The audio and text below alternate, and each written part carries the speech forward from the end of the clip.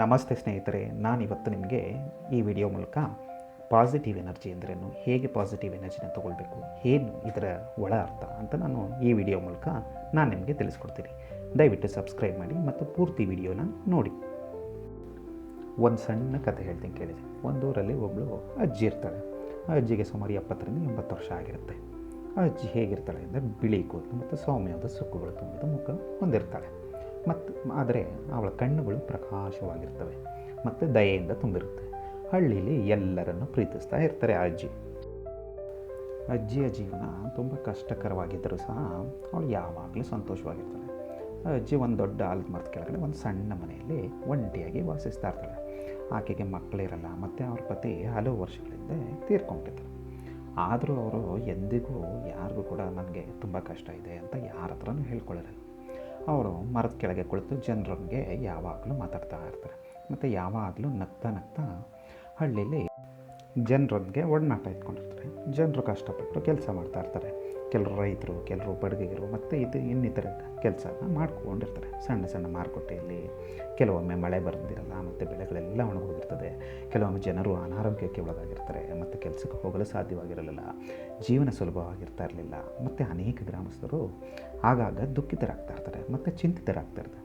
ಒಂದಿನ ಯಶೋಧ ಎಂಬ ಯುವತಿಯು ಅಲ್ಲಿಗೆ ಬರ್ತಾಳೆ. ಅಜ್ಜಿ ಹತ್ರ ಬಂದು ಅಳ್ತಾ ಕೂತ್ಕೊತಾಳೆ.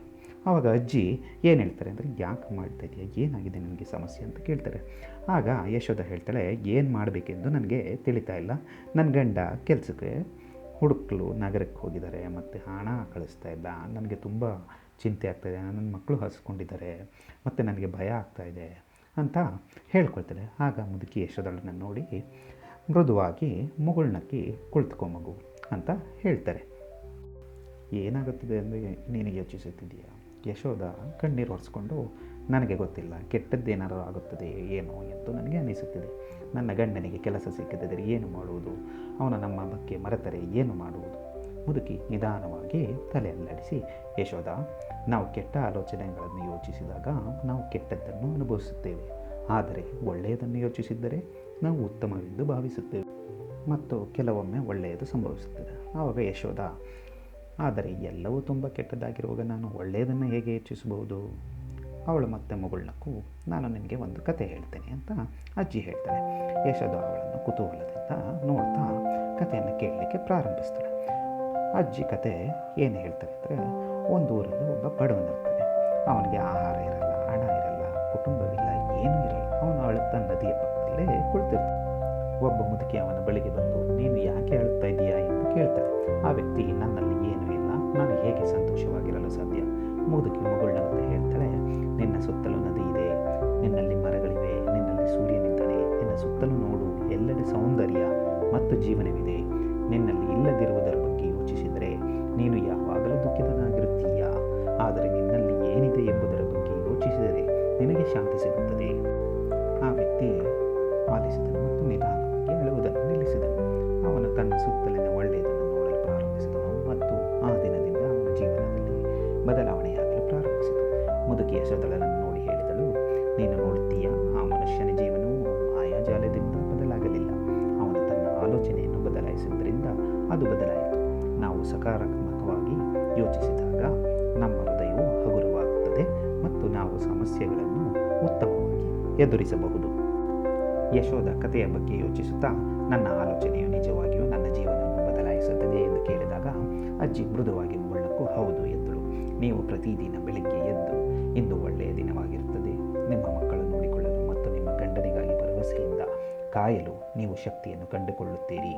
ಆದರೆ ನೀವು ಏನು ತಪ್ಪಾಗಬಹುದು ಎಂಬುದರ ಬಗ್ಗೆ ಮಾತ್ರ ಯೋಚಿಸಿದರೆ ನೀವು ದುಃಖ ಮತ್ತು ದುರ್ಬಲರಾಗುತ್ತೀರಿ. ಯಶೋಧ ನಿಧಾನವಾಗಿ ತಲೆಯಾಡಿಸಿದಳು. ನನಗೆ ಅರ್ಥವಾಯಿತು. ಇಂದಿನಿಂದ ನಾನು ಒಳ್ಳೆಯ ಆಲೋಚನೆ ಯೋಚಿಸಲು ಪ್ರಯತ್ನಿಸುತ್ತೇನೆ ಮತ್ತು ಯಶೋಧ ವೃದ್ಧೆಯ ಮನೆಯಿಂದ ಹಗುರವಾದ ಹೃದಯದಿಂದ ಹೊರಟು ಹೋದಳು. ಪ್ರತಿದಿನ ಅವಳು ಅಜ್ಜಿಯ ಮಾತುಗಳನ್ನು ನೆನಪಿಸಿಕೊಂಡಳು. ಅವಳು ಎಚ್ಚರಗೊಂಡು ಇಂದು ಒಳ್ಳೆಯ ದಿನವಾಗಿರುತ್ತದೆ ಎಂದು ತನ್ನಷ್ಟಕ್ಕೆ ಹೇಳಿಕೊಂಡಳು.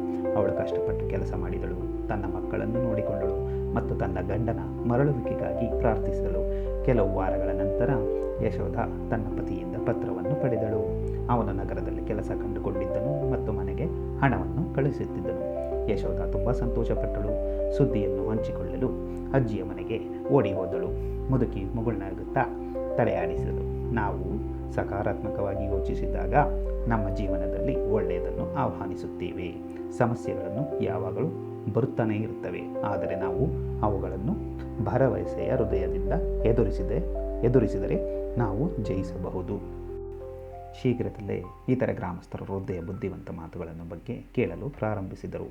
ಅನೇಕ ಜನರು ಅವರ ಬಳಿಗೆ ಬಂದು ತಮ್ಮ ಸಮಸ್ಯೆಗಳನ್ನು ಹಂಚಿಕೊಂಡರು. ವೃದ್ಧೆಯು ಅದೇ ಸಲಹೆಯನ್ನು ನೀಡಿದರು. ಒಳ್ಳೆಯ ಆಲೋಚನೆಗಳನ್ನು ಯೋಚಿಸಿ ಒಳ್ಳೆಯದು ಬರುತ್ತದೆ. ಗ್ರಾಮಸ್ಥರು ಅವಳನ್ನು ಇನ್ನಷ್ಟು ಪ್ರೀತಿಸುತ್ತಿದ್ದರು, ಏಕೆಂದರೆ ಅವಳ ಮಾತುಗಳು ಅವರ ಜೀವನವನ್ನು ಬದಲಾಯಿಸಿದವು. ಅವಳು ಅವರಿಗೆ ಸಕಾರಾತ್ಮಕ ಚಿಂತನೆಯನ್ನು ಶಕ್ತಿಯ ಹೇಗೆ ಬಳಸಿಕೊಳ್ಳಬೇಕು, ಸಕಾರಾತ್ಮಕ ಚಿಂತನೆಯ ಶಕ್ತಿಯನ್ನು ಕಲಿಸಿದ್ದಳು. ಪ್ರತಿಯೊಬ್ಬರು ತಮ್ಮ ಜೀವನದಲ್ಲಿ ಒಳ್ಳೆಯದನ್ನೇ ಯೋಚಿಸಿ ಒಳ್ಳೆಯದನ್ನೇ ಮಾಡಿ. ಪ್ರತಿ ಹೃದಯದೊಳಗೆ ಒಂದು ಜ್ವಾಲೆಯು ಉದಯಿಸಲು ಯಾವಾಗಲೂ ಸಿದ್ಧವಾಗಿರುತ್ತದೆ. ಅದನ್ನು ಬಳಸಿಕೊಳ್ಳಿ. ಯಾವಾಗಲೂ ಒಳ್ಳೆಯ ಚಿಂತನೆಯನ್ನು ಮಾಡಿ. ಧನ್ಯವಾದಗಳು.